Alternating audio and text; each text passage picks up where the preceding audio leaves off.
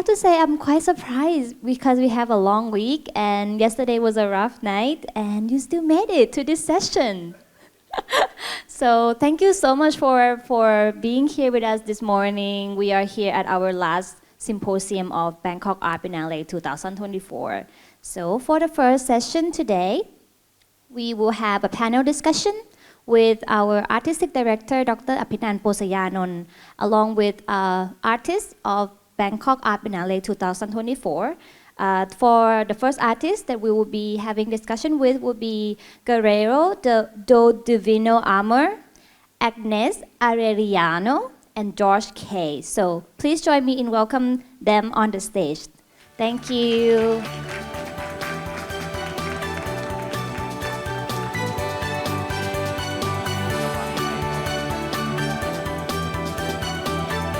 Good morning, George.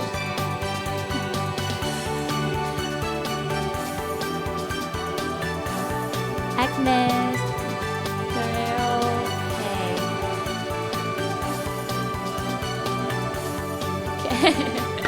Okay. Now I give the stage to Dr. Apinan.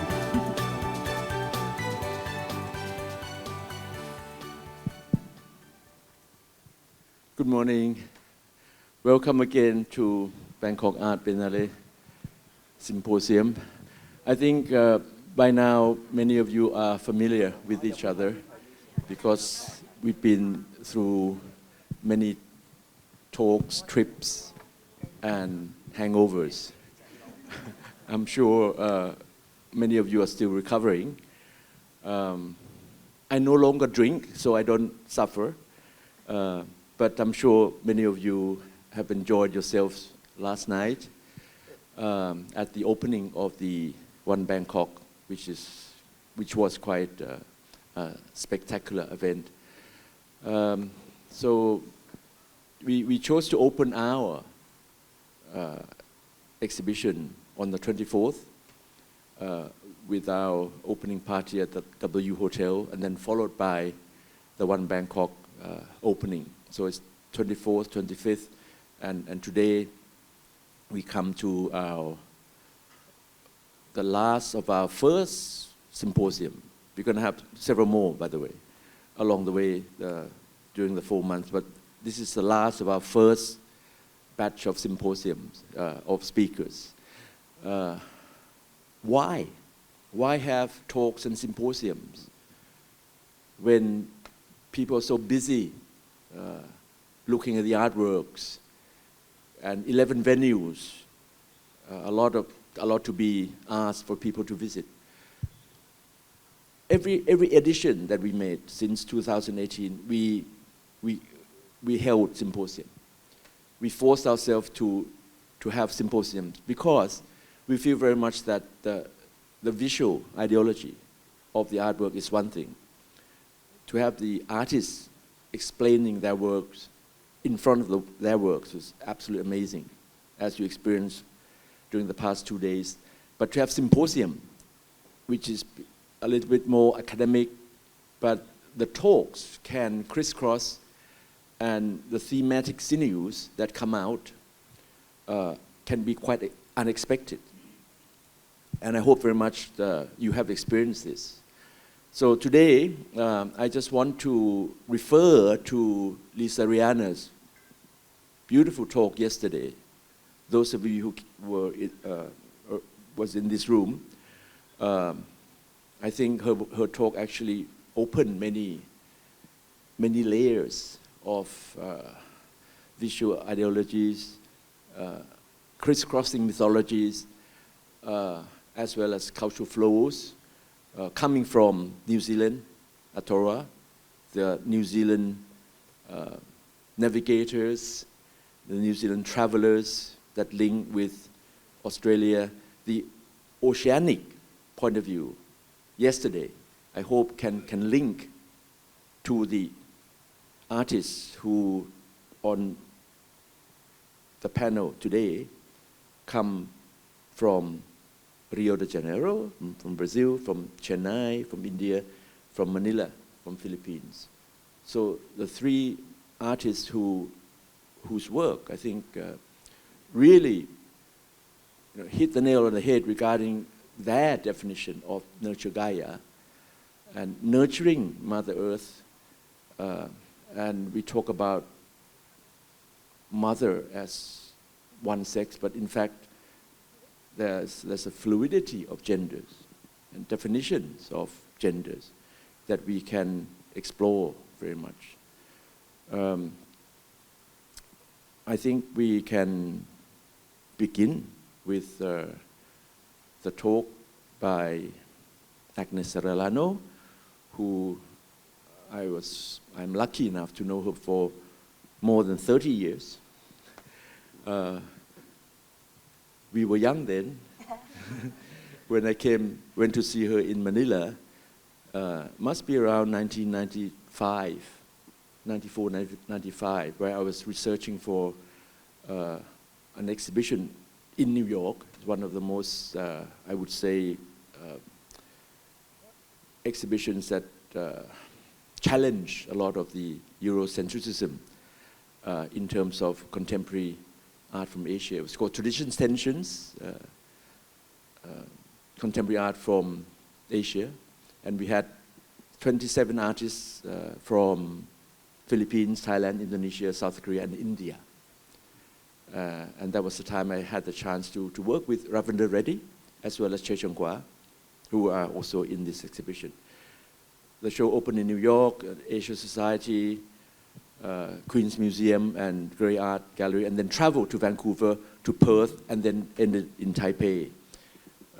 It was much criticized as, who are these artists? The New York critics were unfamiliar with the names. They complained that the names were too long. These strange names, difficult for New York art critics to write about. But as the show traveled, amazingly, it became a buzz where it went to Vancouver, especially down to Perth. Perth in Australia, they just had the first APT, 1993, Asia Pacific Triennial in Brisbane, and it ended up in Taipei. And names like Harry Dono, Cristianto, Agnes Arellano, Alvin Riamilo, Che Chung Kwa, those names were Nalini Malini. Those names were quite unfamiliar. But now they are really at the forefront of the international, not Asian, international art world. So Agnes was already a bad girl at the time because she proposed to cast her own naked body in the posture of the Muchilinda Buddha in the collection of the Rockefeller at the Asia Society.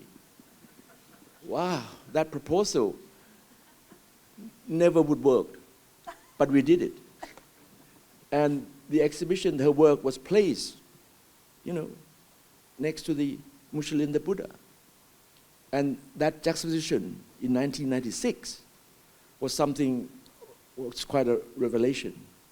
And it triggered many things. And now we talk about repatriation, we talk about collection. So Agnes was doing that a long, long time ago. And we look forward very much to listen to her talk. Please, Agnes.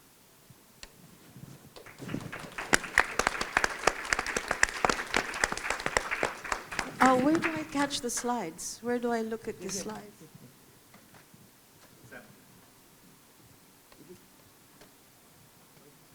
Oh, it's there. Okay. Yeah, sorry. How do I? Oh, there. Okay.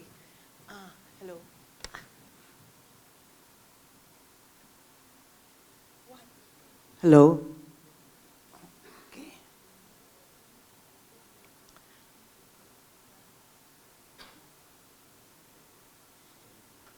This is Inanna, who's being carried by her 2 tons of her being craned up to be submerged in the Bay of Curimao in Ilocos Norte in the Philippines for the Pinto Museum for Underwater Sculpture for Marine Biosystems Regeneration.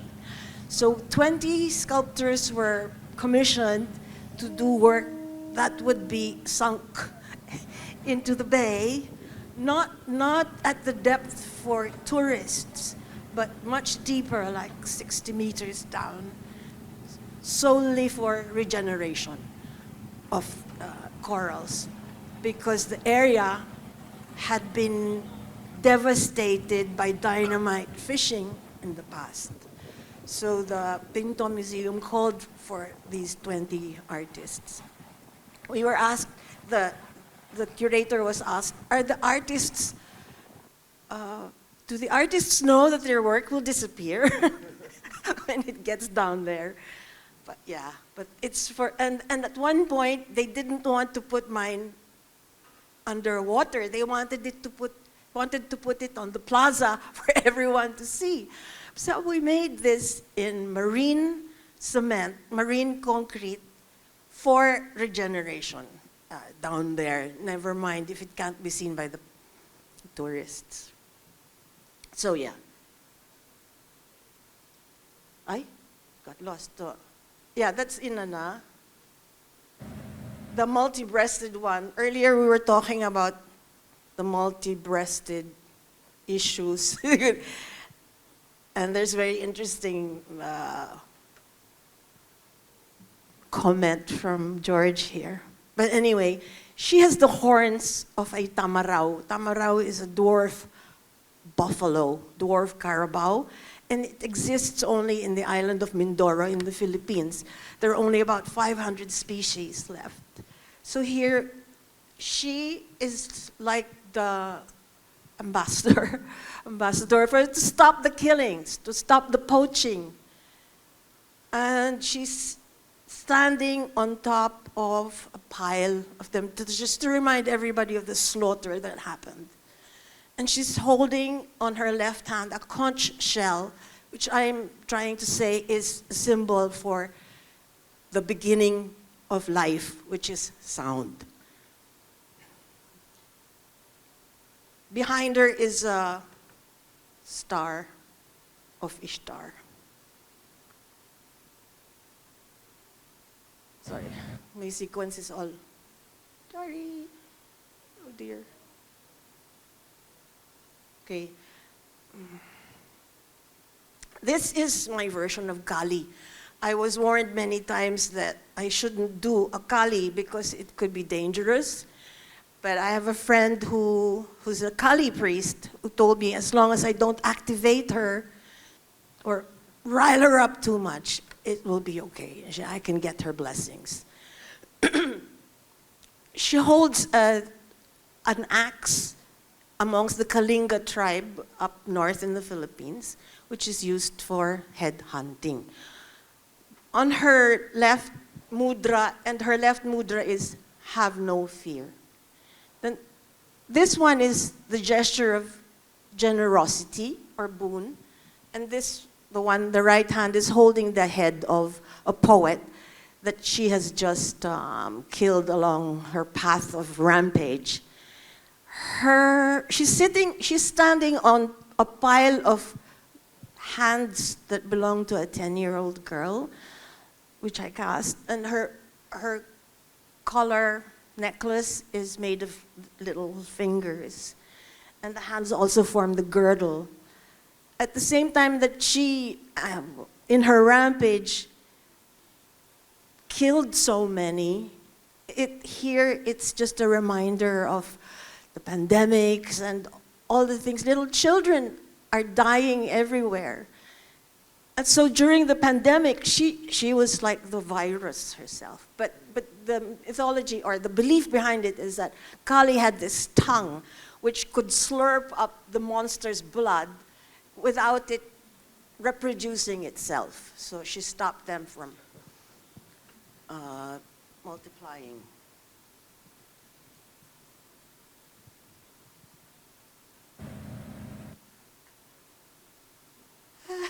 Sorry. Okay. This is Dakini. She's in vermilion, which is the color of fire.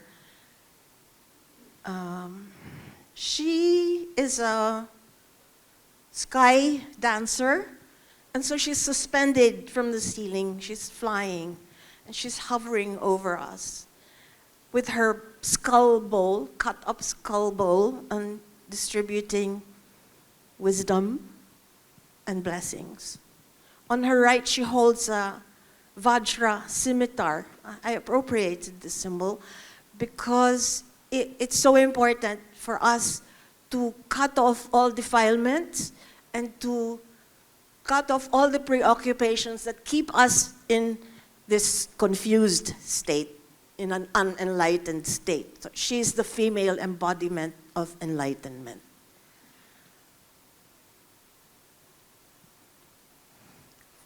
Yeah. Okay, sorry.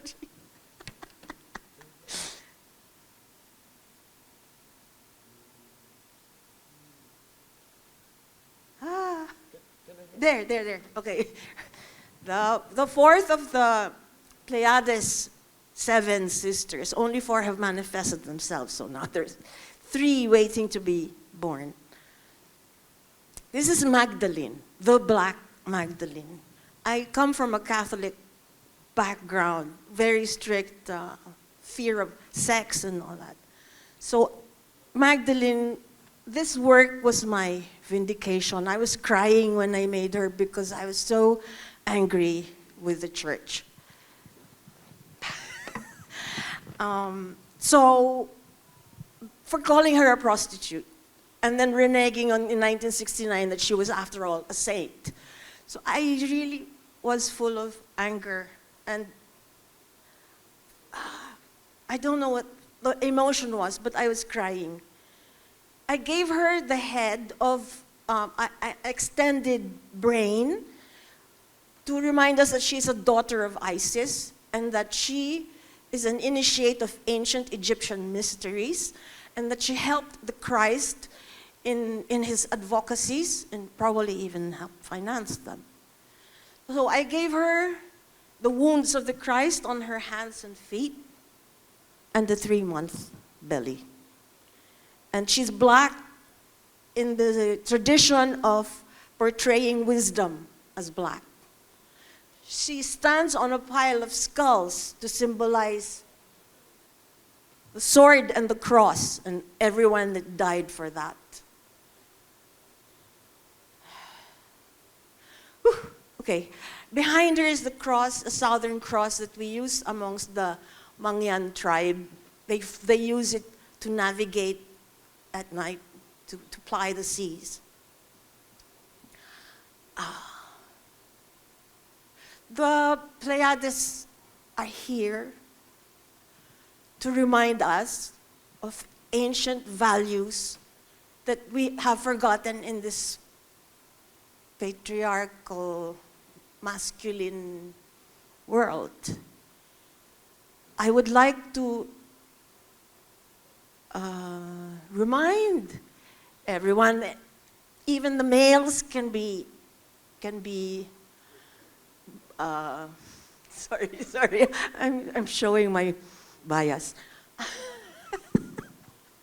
Anyway, the Pleiades are here to remind us of ancient values like nurturing, caring, inclusivity, kindness, compassion.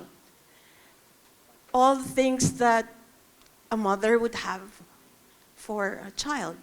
And when you see a child that's so ugly, you could even say only a mother could love. You know, the love of a mother. Yeah, that's what I wish to convey. And before I stop, I'd like to sing you a song that will also remind us of how important it is to nurture nature.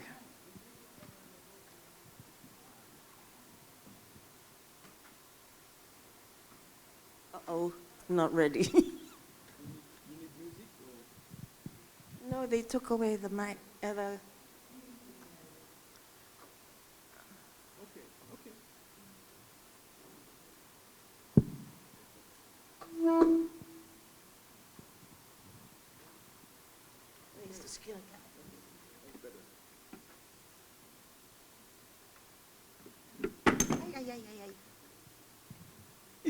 Sorry.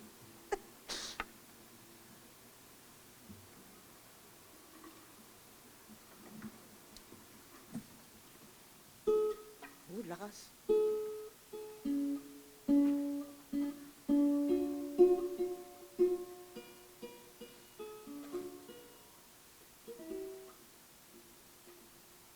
Song may sting.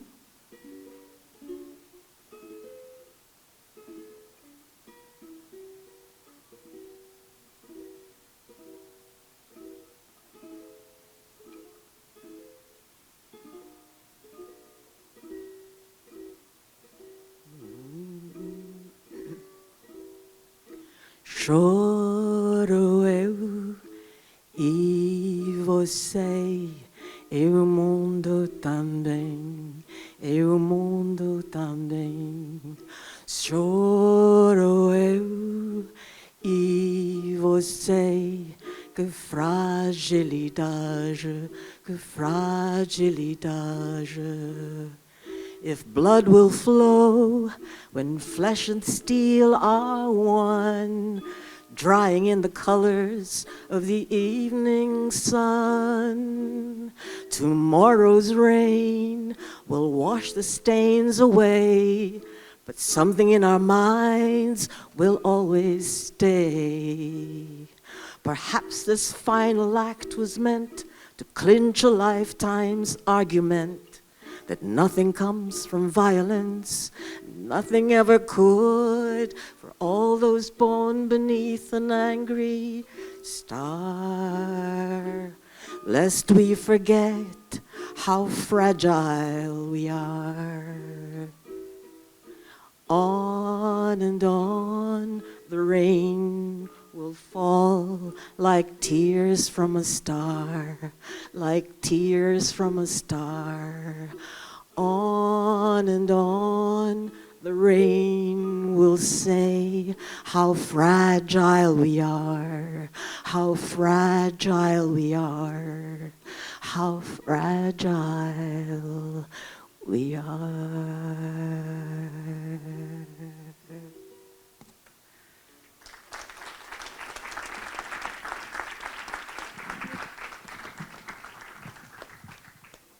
Thank you very much, Agnes. Thank you, thank you. So the next speaker, Guerreiro Amor. Hello, hello. Please, thank you.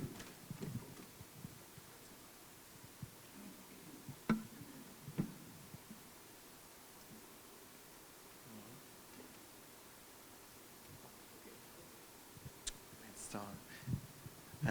Thank you so much, Agnes. Was so very moved right now. Perfect to begin. Thank you, Apinan, for having all of us together. No, it was really a magical week. It was so special, like putting us together. Something really magical happened. I don't know this.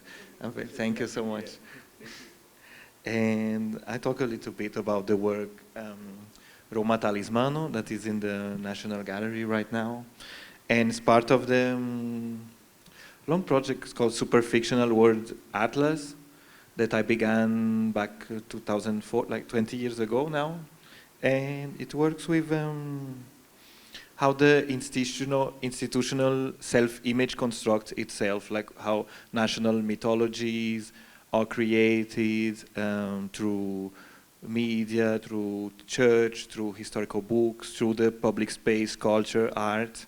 And each chapter is an allegorical, a different allegorical construction, like with like a new world building, which permit one chapter to another.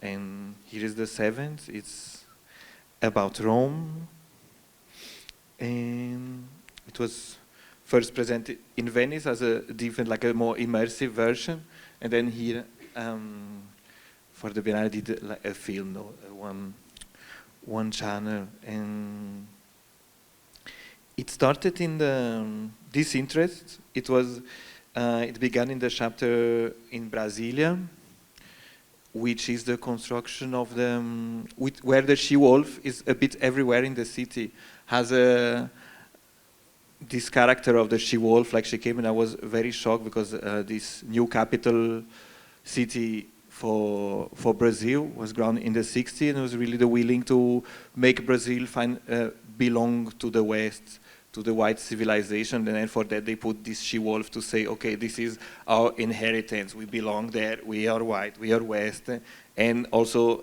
by the same occasion to erase all the other culture that take part of the construction of the identity. And then I have to go to see the original she-wolf, the seed of all these images. And I start to have an obsession with this column, this neoclassical architecture, those elements, the marble, all this vocabulary, architectural vocabulary of power of the West, of these animals, the eagle, and also through how Christianity was stolen in Rome and transformed into a vessel for patriarchy and slavery and colonialism, to how this transformed of the image of Jesus Christ into a Lord, that came to become the Lord of the slaves, and yes. Then finally I went there, and then I worked with Ventura Profana here at the center, which a long time work with her, like since many times, and always she has a very important work in Brazil as an artist, as a singer, and also as a preacher. And she was raised as a preacher, Protestant. I was raised more Catholic, but still we have,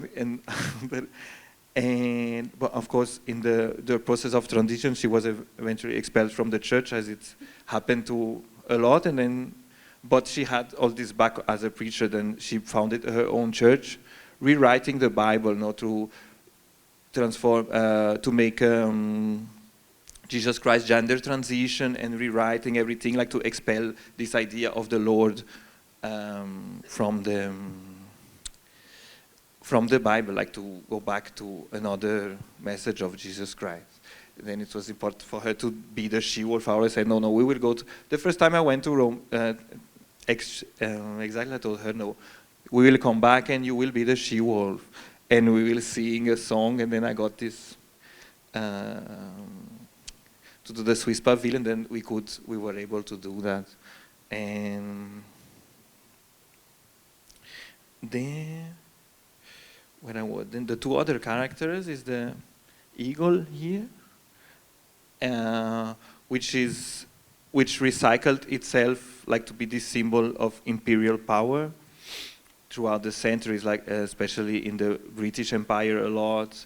They use it, and how, so it's called also Roma talismano. It's like this talisman of power, of moral and aesthetic, fictional supremacy that it builds around this, the eternal recycling of the Roman classical aesthetics. And yeah, the eagle then is the spirit of conquest. And the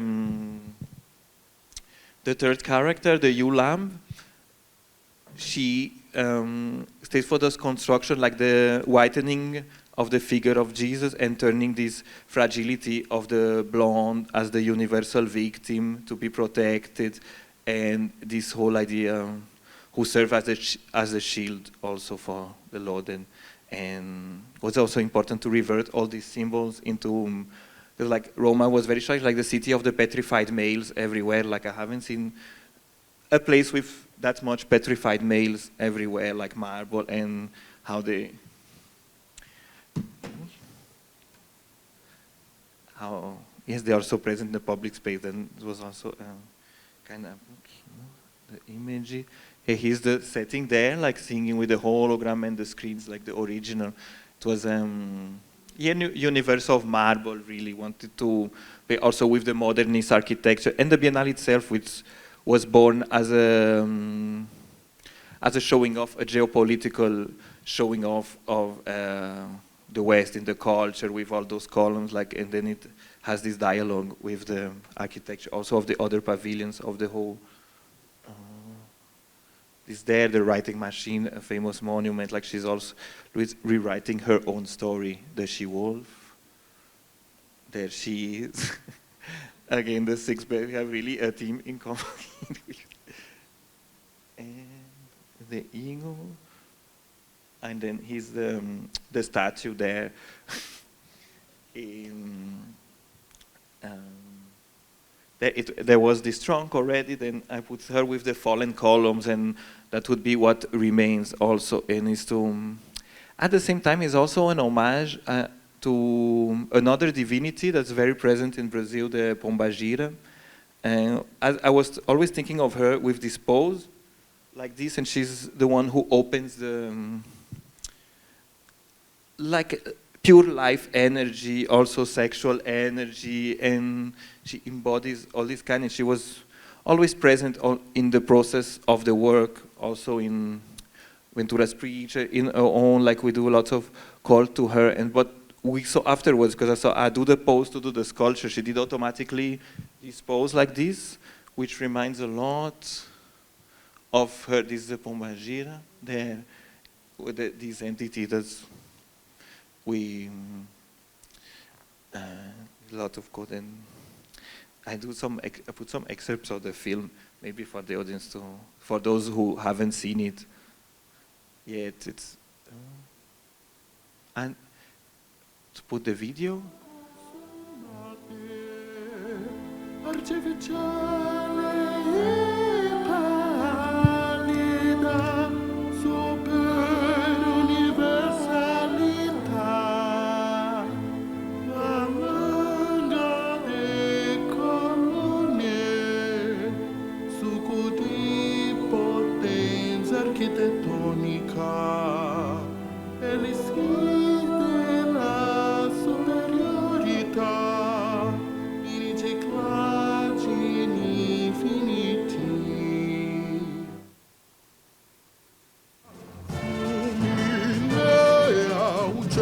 Pace veloce, tutti interi da Benito a Britannia, i tuoi occhi voracci tutto vogliono, i secoli tra continenti e oceani.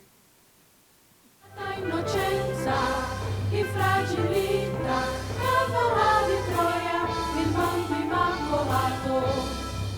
Per i patri tuoi visceri per sempre verserai. O talismano sarebbe l'ultima tavola di salvezza di una disincantata civiltà.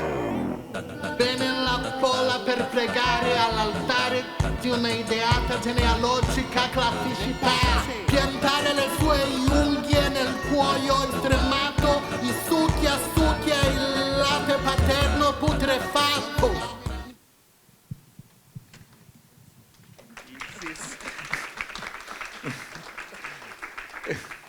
And then, yeah, the film is divided through this chapter, and the last one is the, this first the presentation of the talisman, and the last one is the touristic Rome, how it becomes first petrified and then plastified in, as a souvenir, but also as a place of this pilgrimage, like especially from North America, where the people come. Of course, they are used to see lots of columns in the United States especially, and then they come and say, ah yes, that's it, no, we're the best, no really, and they go in trance there, but it becomes also like really an object, a talisman, where of the, like a sinking civilization that grabs to it to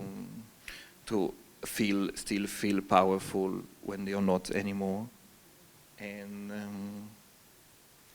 yes, we had lots of fun doing it too. I think it's important also the irony, the pleasure, the yes, to have in the work, like also in the performance, in the thing, and to be able to resignificate those spaces, like to bring the joy, the laughter, it's also a form of healing, because I suffer from yes. Let's see. Thank you so much. Thank you.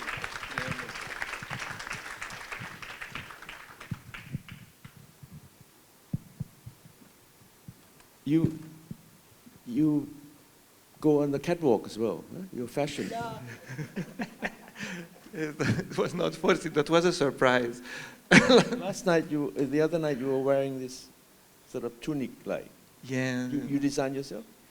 I designed together with Dione Moura, the Brazilian designer. she did all the weaving from lycra upcycling, and it went really well with the beautiful creation. Thank you. So, George, please. Can I go? Yes, of course. Of course. Easier for me to look at. Yes, yes, please.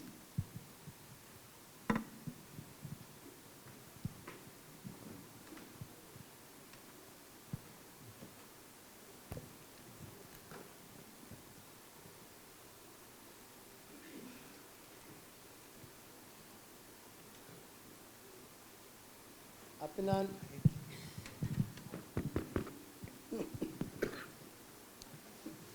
thank you for giving me an opportunity to be present here.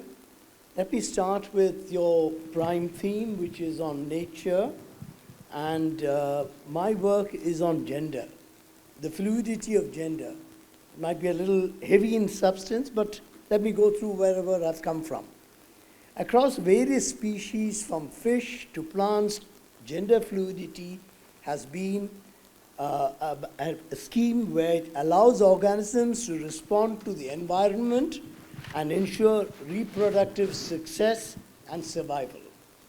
The flexibility challenges the rigid gender norms that humans often impose and highlights the diversity of strategies that life on Earth has evolved. Gender fluidity in nature underscores the complexities of life and offers valuable insights into how we might better understand human gender identities in a more nuanced and inclusive way.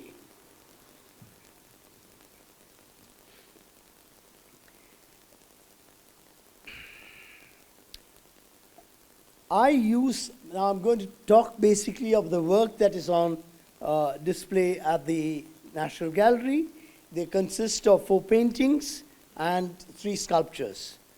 And I'm going to explain basically the concept under which I work, which is a mixture. I use form, hyperreal or linear, color and words in verse or prose. I do write verse, which is mediocre, but let me give you an indication of how I work. I write verse interspersed with rhyme and line. I give it a shine. I record sun and pain and daily rain, the colors at play that follow each day. For me, form is steep, a hill. I rather free my will and my verse so it hangs loose and not so terse. No structure or meter, what could be sweeter? I paint a ballad, make a sculptural salad, a lyrical line, a magic divine, a flock of birds, a flock of words like a flight of birds, a zigzag line with signature mind. I use the written word on hyperreal images in paintings and sculpture. As you see, this is just an extract of a close-up of the work that on the painting or in the sculpture. If you go close enough, I've magnified it. And this gives you the intervention between visual and texture. I've combined meticulous details of hyperrealism with the layered meaning of language to blend and convey ideas, emotions, and narratives.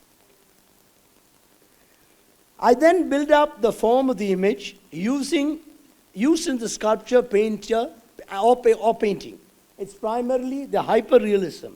The sculptures and paintings are replication of reality. The girl in the picture is actually a replication of a transgender from South India. The sculptures, these are in great detail, and if you go close enough, you will see the intensity of the detail from the shape of the teeth. I then use cultural interventions. I use ritual adornments to establish a cultural connect and give myth authenticity.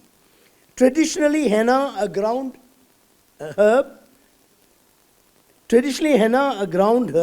was applied as a colorant to the hands and feet. The tattoo-like overlay was used to adorn a bride on the hands and feet, And the current picture is of a male transgender as a bride. I then try to alter reality by juxtaposition of the realistic image with a non sequitur or an out of context motive. This is to create a sense of dissonance. I use the motive to question both the authenticity of the image and the authority of the language, as both the visual realism and the linguistic meaning are constructs, which play on the tendency to expect coherence from what we see and what we read. The motive on the image deconstructs the constructed nature of both the existing visual and the verbal. The butterfly, I use the butterfly as a motive to to highlight the absurdity of what is real and what is unreal in gender. The overlay, I use form of flowers, birds, written word like a ritual. It's like a meditative practice where I repeat it over and over and over again in multiple layers.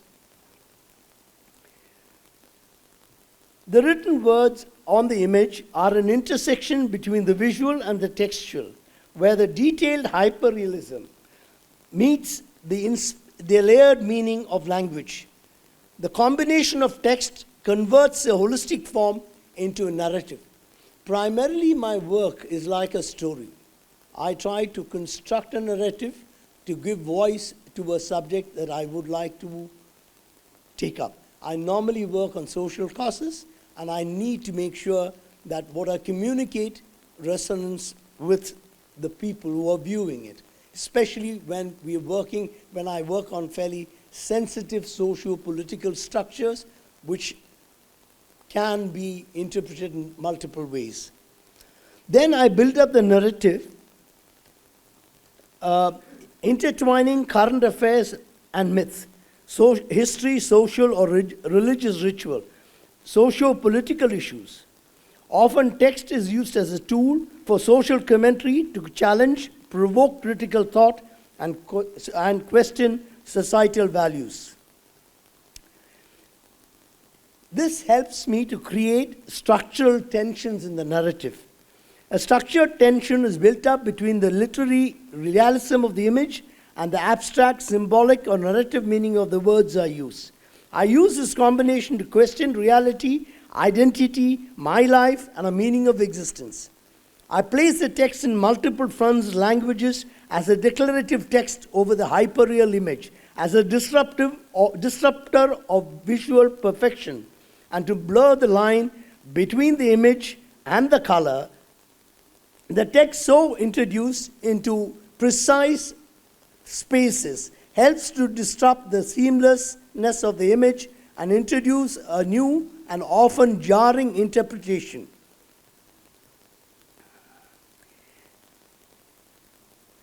The tension between the real image, which you see, and the scribble multiple layers on the work, overworking, is to create a space which helps you to divert from the hyper-realistic image to the issues behind the narrative.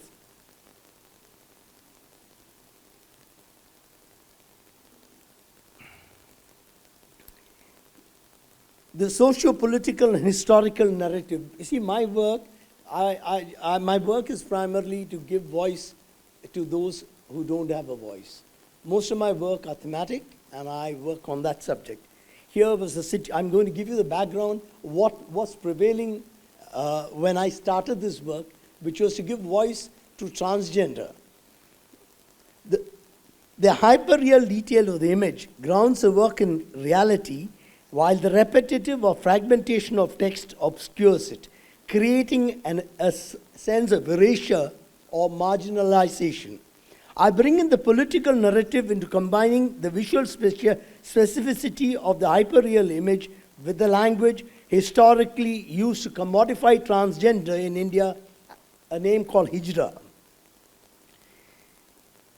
I confront the legacies of third gender in India, sanctified in Indian mythology, by the Hindu god Shiva in a form of Ardhanarishvara, which is a biological construct of half male and half female.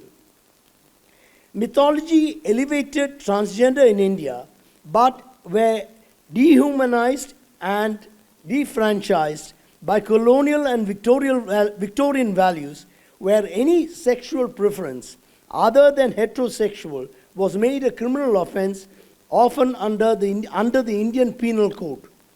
Out of empathy originating from the cry of an adolescent transgender boy who was abused by the prevailing political and judicial system, I started the series of painting and sculpture to give the underprivileged and socially abused a voice, a dignity which was denied to them in colonial India, even post and even in India post-independence till 2010.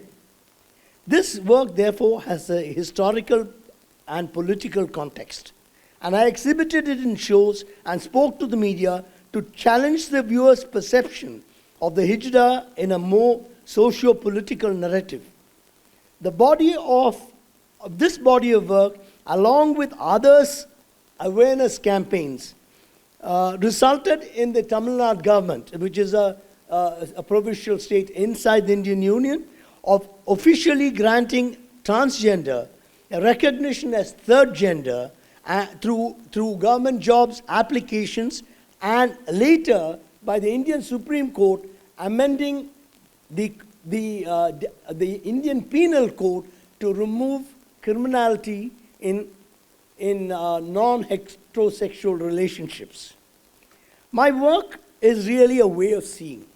The layered complexity of blurring the line between the literal representation and the abstract meaning helps me to challenge society's norms, question identity, critique social, legal, and political structures.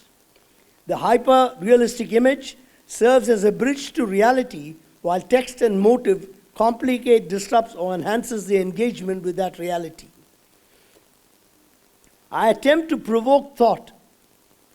I try to create works that are visually striking, intellectually provocative, revealing the powerful interplay between what we see, what we read, and thereby what we think. I attempted to provoke thoughts, and with your thinking, you create your world as I created mine of seeing and being seen.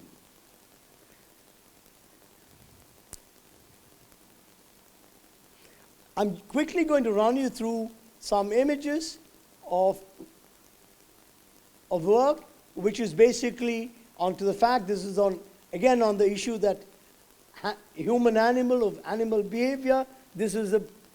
It was a political issue. It's a part of the Indian militant RSS party. This is the dance of life,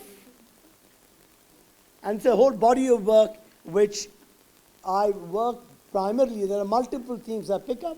I pick up a theme to give it a voice, and it's given me joy and satisfaction in the process. Thank you.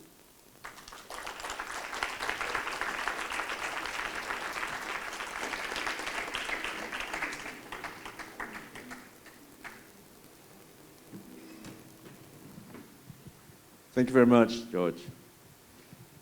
So, I hope you all enjoyed the talks as much as I have. They're all bad, no? Up here. So provocateurs, and I think provoke in such a way that make us think. And we are so fortunate to have such artists here and come up and reveal to us their concepts and ideas. Perhaps we can share together some of the underlying themes that are brought up during this talk today.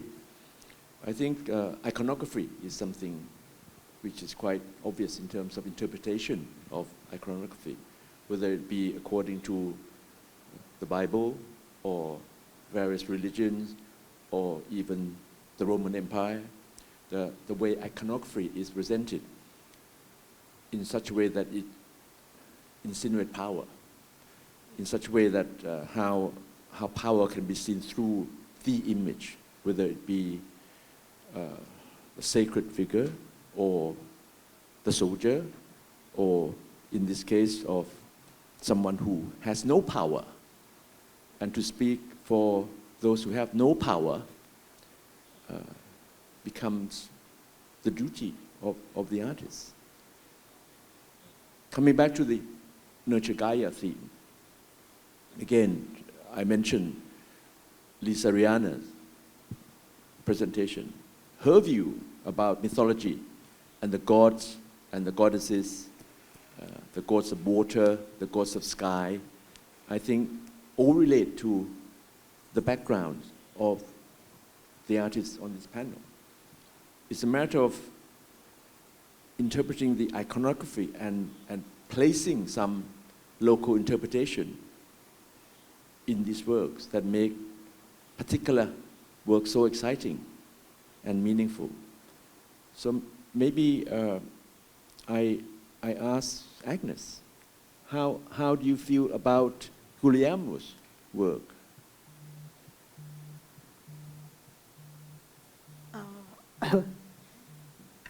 I thought your curation was excellent. Putting together the multi-breasted figures. Actually, Guillermo's work is quite in your face. It really shocks you in the beginning for all the contradictions in one look. Right? She's female, but she's not. And she's Italian, but she's black. And I think it's very strong. It's very, very powerful.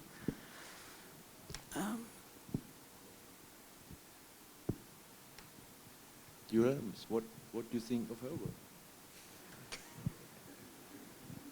No, first when I arrived, like the first day, I was really shocked to see. And then I saw that it was a constant in all the exhibits. That really this curation is specifically in the National Gallery and also with George just nearby. And I don't remember the guy. Like, it has something really strong there in this gallery, besides of the ghosts that are there in the dime. And it was like it opens, like the she wolf was there, but opening to diverse other. It makes me remind, like after some days here, I could recognize some entities, like for example in the temples here, in the when you see like the offering, especially one figure I saw like with a waterfall offerings with female clothing, and I was like, it's Oshun, like our goddess of the sweet water that we have. And to see her figure here, but in a Buddhist temple, was really strong. Like to see how those elements are they incarnate through diverse entities throughout the world, but with lots of common aspects. And I think you bring that very strongly in the work. You know, how in this dialogue and this figure and. What I forgot to say was that's my body. It was a live cast of my body many years ago. Of course, the breasts of Inanna were directly modeled. My material is plaster of Paris. When you mix it with water, it becomes a milk-like substance. You have to wait till it becomes like cheese before you can apply and model images. So maybe part of the shocking is the realistic quality of the body, but because it's live cast. No? And George, did you get into a lot of trouble? Well, I didn't go into the rest of the images. I ran into a lot of trouble in my life. I was a banker, in insurance from the high to the low. I've been inside the cooler for 90 days. When you run courses and you hold a route, it's not an easy route. You have to have conviction, you should be able to stand through it, and sometimes you win, sometimes you don't reach anywhere at all. Life is a journey, and I keep thinking to myself, it's my dream. I have a long way to go. There are enough people who need the voice, and I'd like to do just that, stick to subjects that I want to work with, themes. It's not just the voice. I work with, if you get into that, when you get into the abstract of the form inside a jail, there is a huge graffiti all over the place. Work on the walls. And I was just telling her, I admired her work just now. There's so many breasts. And I was asking her, we were just having this conversation, where did you get this idea from? And then I realized that, it strikes you back. In India, we had a time, we have a caste system. And the lower caste women were not allowed to clad themselves waist up. They had to be nude, top up. In addition to that, if anybody caught you, a upper caste person caught you with even a towel across you, there was a tax, which the state levied. It was called the breast tax. And like everything else, yesterday Susan Collins was here, it's a question of changing perspectives. You can't, in a democracy, majority decide that these perspectives need change, change will come. It will take time, it may not be in your agenda or your time frame, but it will come. This movement of the breast tax, women went on mutilating their breasts with blood hanging through. Shocking effect of that immediately changed the structure on the ground, which so many years of Hinduism couldn't change.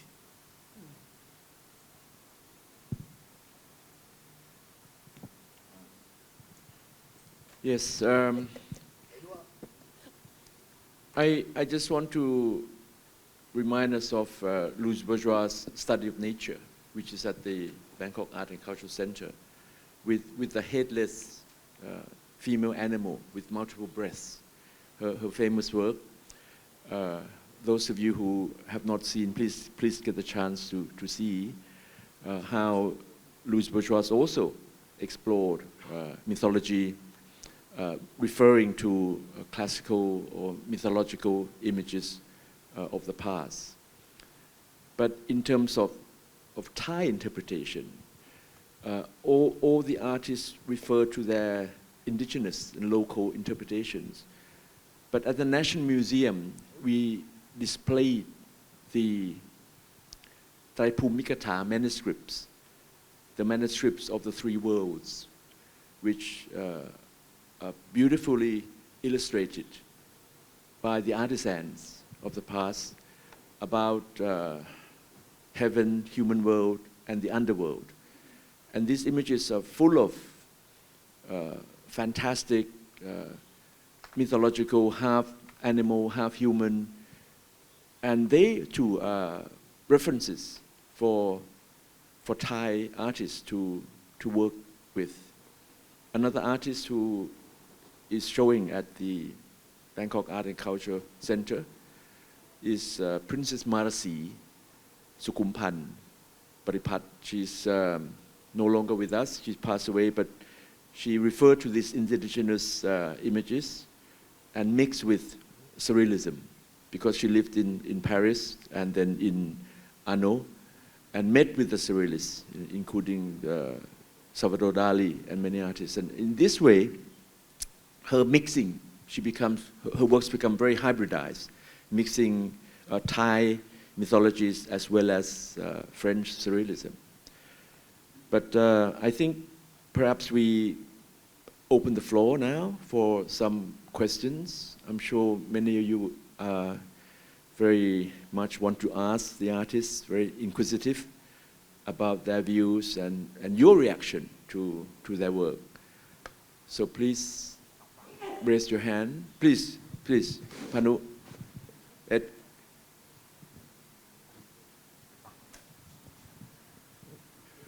When I saw like three of your work, I think about one thing that like disappear from the context.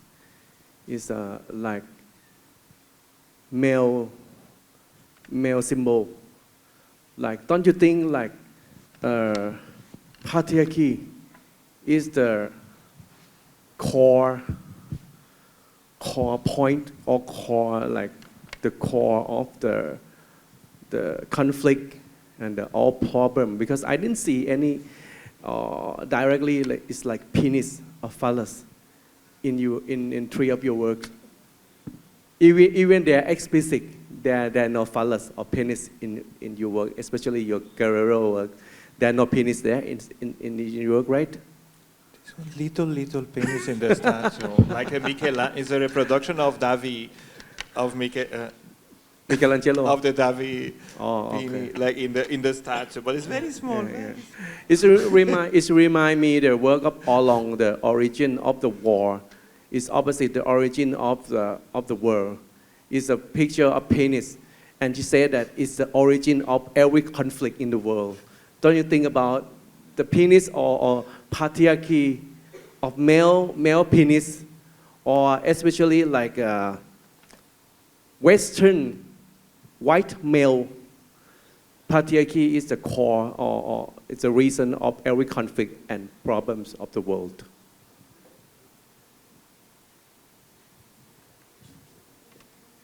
A lot, especially it became very evident in this chapter when I saw all these babies. It was really a reaction to that also.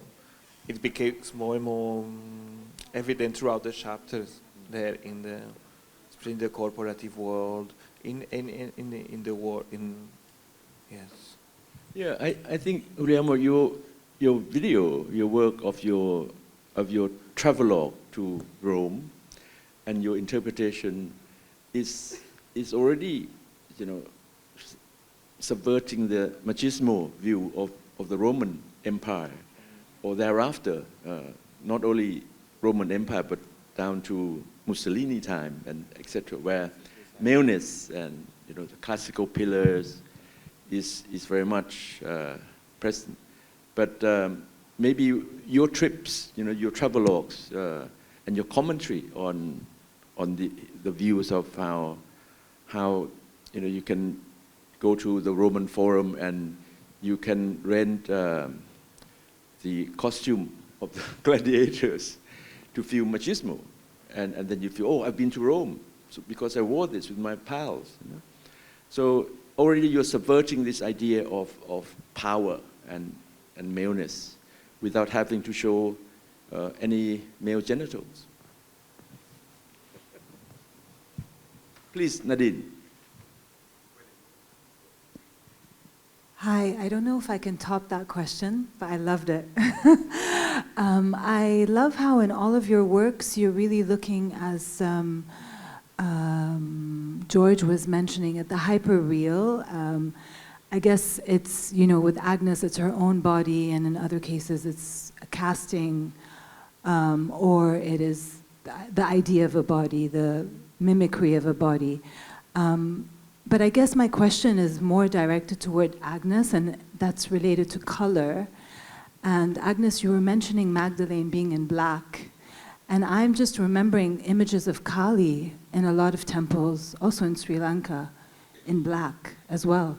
And so I was wondering, how did you decide on the different colors of your sculpture, and how does that link to also more political connotations? My Kali is blue because I'm basing it on that she consumed all the poison and turned blue as a result. I think Shiva is also portrayed as blue from having consumed the poison, but ironically, the medicine Buddha is also portrayed in blue. So the healing and the harm that's done are portrayed in the same color. As for the Black Magdalene, there's a very strong Black Nazarene back in the Philippines. We practice that every year. The Black Nazarene image is led in a procession through the city. So being very Catholic, but subverting that. I often switch roles with men and women to assume the more powerful seat. Dakini is in red because it's the color of fire. And I'm very close to fire because of my personal experience with it, and that my parents and my sister died in one fateful day. And then Inanna, of course, is green because she's the lady of the beasts, and she's directly who we associate with nature. And she was once in an exhibit outdoors, and to make her and the others blend with the environment, we made her, their degree is a kind of antique green. Yeah, that's how I came by with my colors. Normally, in the past, since 1983, I've always been making figures in white because my original material is plaster of Paris, and so it's white. But then when you get invited abroad, it is very risky to transport white. When it cracks, you can't repair it on site anymore. But then recent research has shown that the sculptures that we were admiring in college, in sculpture classes, that we were made to copy, these Greek figures, they were polychromed. It turns out in their day, they were in bright colors, like the Minoan stuff. So I thought for this venture, I would add an element which was always missing from my work since the beginning, because I've always believed that sculpture should be showing chiaroscuro, and that you will derive the image from the shadow and the light. But here, it gets wild, so let's go wild.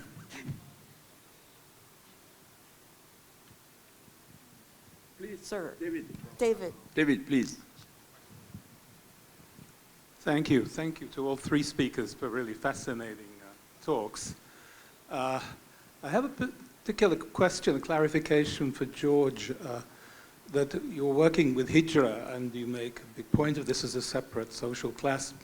And so bringing a focus onto them is a decolonizing process, even after the empire long finished. But the attitudes of Victorian Britain are still there, thrust on them.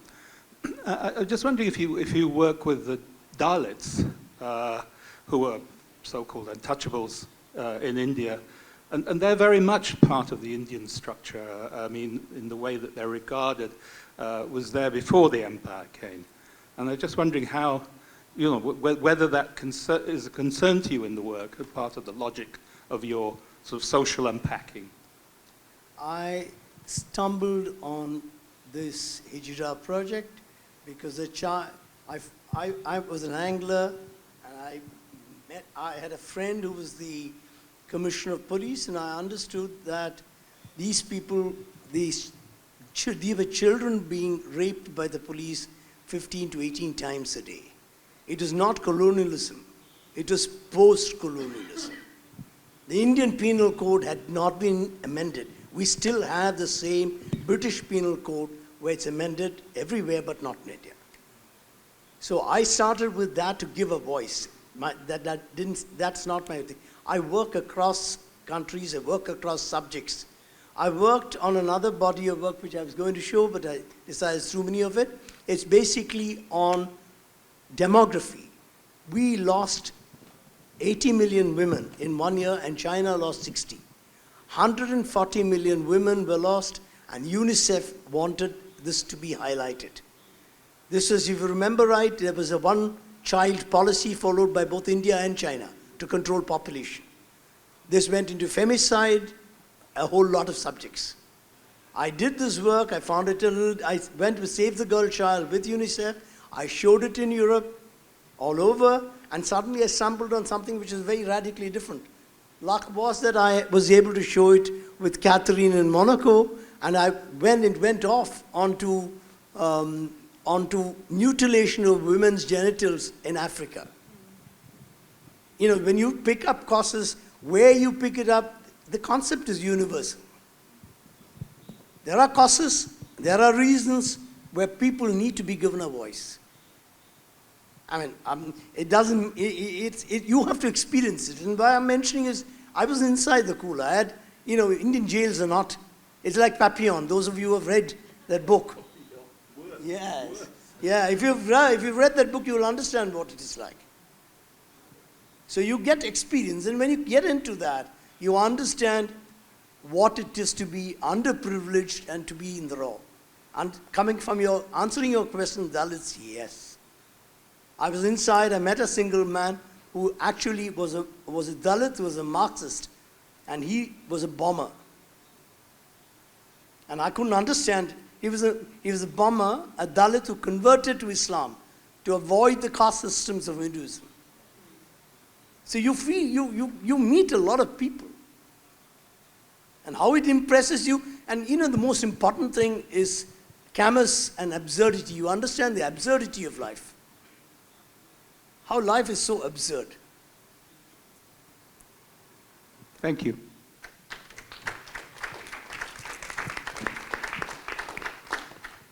Hello, my name is Nyalated, and I want to raise questions to Josh. You stand out for LGBTs and things in India, and for so long. Actually, India has been great inequality, like very rich people and also lots of very poor people like slums and low-income people. I want to ask, and also I see you show about wave of seeing in your slide, but you didn't mention very much. I want to know your perspective and points of view about social inequality and economic inequality in India as an Indian artist, and also through the war, how we suffer inequality and how we can make integration to make getting more inclusivity. Well, I'm not getting, it's a large subject. I'm not getting into inequality of issues. That's there everywhere. Is there in gender, is there in human nature, everywhere. However, if your empathy is right, and as Buddha's compassion is there, you will see it across. You will seek what you want to seek. And through your sight, as Berger's way of seeing, you will relate to it yourself. If you relate to it yourself, you will get into something that you want to do, whatever little we have in this life. It's a journey. And all I have to say is I have a dream. I follow my dream. Thank you so much.